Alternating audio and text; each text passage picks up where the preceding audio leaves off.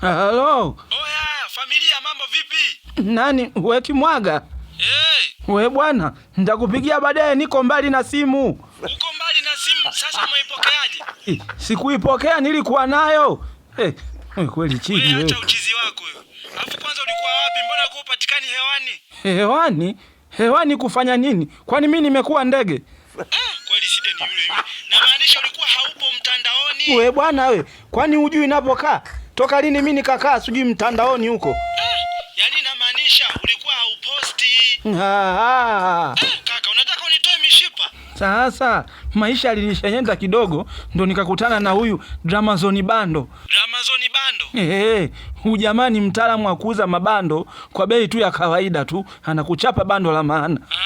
Kwa nini alikushenyenta bando? Kimwaga unasemaje? Yaani inamaanisha alikuunga bando? Ndo ulisema hivyo mwanzo. Yaani si ni ile Wewe ngoja nije ueleze vizuri mshenzi wewe.